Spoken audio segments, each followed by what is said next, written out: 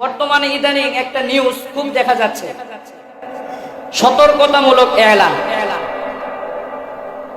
বাংলাদেশের ২৭টা জেলার মধ্যে একটা সাপ বের হয়েছে, আপনারা দেখছেন, শুনছেন যে এই সাপের নাম হলো রাসেল ভাইপার অথবা চন্দ্রবরা, দুইটা নাম। ২৭ জেলার মধ্যে মুন্সিগঞ্জ একটা, মানিকগঞ্জ, মুন্সিগঞ্জ, মাদারীপুর, ওই দিক দিয়ে রাজশাহী, পাবনা, নাটোর। তো এই ২৭ জেলার মধ্যে ইদানিং এই সাপটার আলোচনা অনেক বেশি আসতেছে, এমনকি দেখাও যাইতেছে বিভিন্ন জায়গাতে মারা হইতেছে, আবার সাপটাও বিভিন্ন জায়গাতে মানুষকে দংশন করে বাস। এই সাপের তুলনামূলক অন্যান্য সাপের চাইতে অনেক বেশি বিষ। বিষের দিক থেকে এই সাপটা পুরা পৃথিবীর ২ নাম্বার সাপ। বলেন কয় নাম্বার? ২ নাম্বার সাপ। তো এখন এটা কামড় দেওয়ার সাথে সাথে একটা ভ্যাকসিন আছে, অ্যান্টি ভেনম। এই ভ্যাকসিনে কোনো কাজ হবে না। অ্যান্টি ভেনমও যদি কেউ দেয় তারপরও কোনো কাজ হবে না। এটা এমন একটা বিষাক্ত সাপ। তো এটার আলোচনা অনেক বেশি হইতেছে, বর্তমানে অনেক নিউজ হইতেছে, খবরের মধ্যে আসতেছে। তো এখন আপনার আমার করণীয় হবে সতর্ক থাকা, বিশেষ করে যখন রাত্রেবেলা চলাচল করব, লাইট সাথে রেখে চলাফেরা করা। এই সাপের একটা বৈশিষ্ট্য হলো, অন্যান্য সাপ আক্রান্ত হইলে মানুষকে কামড় দেয়, আর এই সাপ মানুষের ঘ্রাণ পাইলে দৌড় দিয়ে আসে কামড় দেওয়ার জন্য। আর তার বংশ বিস্তার অনেক বেশি, একসাথে সে ৫০ থেকে ৮০টা পর্যন্ত বাচ্চা দিতে পারে, ৫০ থেকে ৮০টা। তো তাহলে আপনার আমার জন্য সতর্কতামূলক কথা হলো, যখনই রাত্রেবেলা রাস্তাঘাটে চলবো, মোবাইলের লাইট অথবা অন্য কোনো লাইট নিয়ে চলবো। আর জঙ্গলের আশপাশ দিয়ে যদি হাঁটি, আগে থেকে সতর্কতার সাথে হাঁটবো। ঠিক আছে ইনশাআল্লাহ? ঠিক আছে ইনশাআল্লাহ। আর বাকি আল্লাহ তাআলার কাছে দোয়া করা যে আল্লাহ যেন এই বিপদ থেকে রক্ষা করে। আল্লাহ যদি বিপদ থেকে রক্ষা না করে, পৃথিবীর কোনো মানুষের ক্ষমতা নাই। কি বলেন, আছে ক্ষমতা? কোনো মানুষের ক্ষমতা নাই। তবে এই যে এই সাপ তো আমাদের দেশে ছিল না, এখন এখান থেকে আপনারা কি বুঝেন বলেন? আমার ক্ষুদ্র জ্ঞানে একটা জিনিস ঢুকতেছে, দেখেন আপনাদের মতামত আমার সাথে মিলে কিনা। আমার মনে হয় আশপাশের কোন রাষ্ট্র থেকে, এই সাপের নাম তো আমরা আগে শুনি নাই, আশপাশের কোন রাষ্ট্র থেকে হয়তো এই সাপটা বাংলাদেশে ছাড়া হয়েছে। কেন? যখন মানুষ মরতে থাকবে, যখন মানুষ আস্তে আস্তে মরতে থাকবে এই সাপের কামড় খেয়ে, তখন আমাদের চিন্তা ভাবনা হবে, আর এটা তো ভ্যাকসিন দরকার। কি বলেন, হবে কি হবে না? যখন ভ্যাকসিনের চিন্তা ভাবনা আসবে, তখন ভ্যাকসিন বানানো দরকার। তখন আপনি আমি বাংলাদেশের মানুষ যতই বড় বড় ডাক্তার নিজেদেরকে দাবি করি, যতই বড় বড় ইঞ্জিনিয়ার আমরা বলি যে বাংলাদেশের মানুষ বড় বড় ইঞ্জিনিয়ার, কিন্তু পদ্মা সেতু বলেন আর যমুনা সেতু বলেন, সবগুলাই তৈরি করছে বাইরের ইঞ্জিনিয়াররা। কি বলেন, ঠিক কিনা? বেশি বললাম? বলেন বেশি বললাম? বাংলাদেশের পোলাপাইন যারা ইঞ্জিনিয়ার, এরা ভাইবা পরীক্ষা দেওয়ার জন্য শুধু এইটাই মুখস্থ করে, পদ্মা সেতুতে কয়টা পিলার আছে, কোন দেশের ইঞ্জিনিয়াররা করছে, কয় ফুট লম্বা, কয় ফুট চওড়া, এতটুকুই তার দৌড়। বানানোর মতো ক্ষমতা নাই, বাইরের সবাই করে। এখন এদের চিন্তা ভাবনা হলে যদি ভ্যাকসিনের দরকার হয়, অবশ্যই আমাদের কাছে আসতে হবে।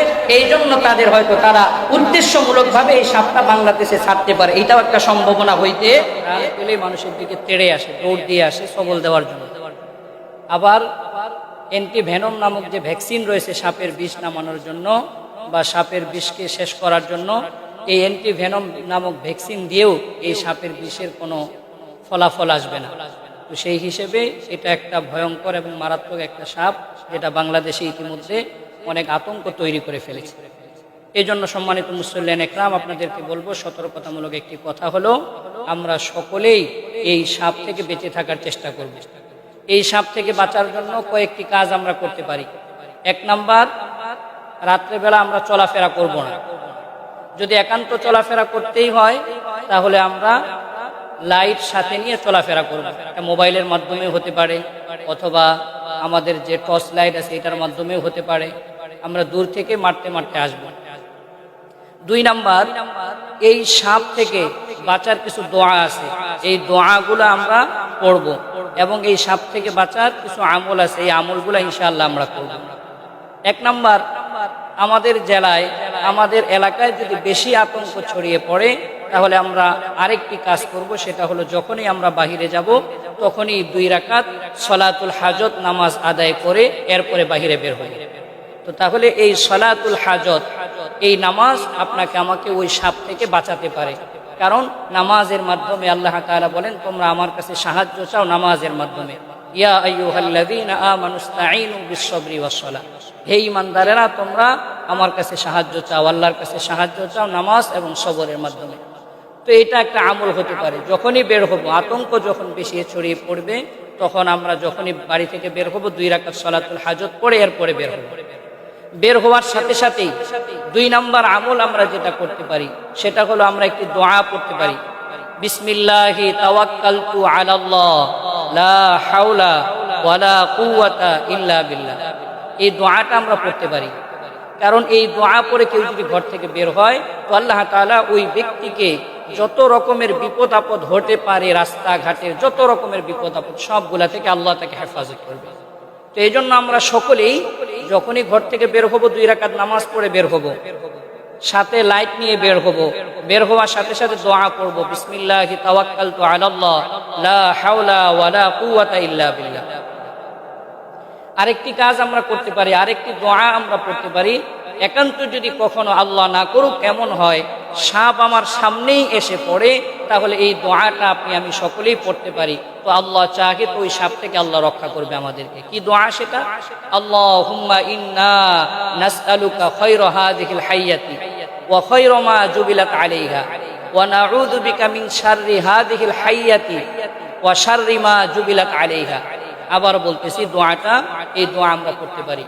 আল্লাহুম্মা ইন্না নাসআলুকা খায়রা হাযিহিল হাইয়াতি ওয়া নাউযু বিকা মিন শাররি হাযিহিল হাইয়াতি ওয়া শাররি মা জুবিলাত আলাইহা। এই দোয়াটা আমরা পড়তে পারি। তো তাহলে সাপ থেকে বাঁচার কয়েকটি আমল হতে পারে, 4টি আমল। 1 নাম্বার আমল হলো যখনই বের হব হাতে লাইট নিয়ে বের হব রাত্রেবেলা। 2 নাম্বার, রাত্রেবেলা বের হই আর দিনের বেলা বের হই, সলাতুল হাজত 2 রাকাত নামাজ পড়ে বের হব। 3 নাম্বার, যখন বের হব তখন এই দোয়াটা পড়ব, যেটা এই রাসেল ভাইপার নামক সাপ থেকে আপনাকে আমাকে রক্ষা করবে। বিসমিল্লাহি তাওয়াক্কালতু আলাল্লাহ লা হাওলা ওয়ালা কুওয়াতা ইল্লা বিল্লাহ। 3 নাম্বার গেল। 4 নাম্বার আরেকটা দোয়া আমরা পড়তে পারি, আল্লাহুম্মা ইন্না নাসআলুকা খায়রাহা ওয়া খায়রা মা জুবিলাত আলাইহা। আল্লাহুম্মা ইন্না নাসআলুকা খায়রা হাযিহিল হাইয়াতি ওয়া খায়রা মা জুবিলাত আলাইহা ওয়া নাউযু বিকা মিন শাররি হাযিহিল হাইয়াতি ওয়া শাররি মা জুবিলাত আলাইহা। এই 4টা কাজ আমরা করতে পারি। তাহলে আশা করা যায় আল্লাহ তাআলা আমাদেরকে এই সাপ থেকে রক্ষা করবেন। আল্লাহ তাআলা আমাদের সবাইকে বুঝার তৌফিক দান করুন।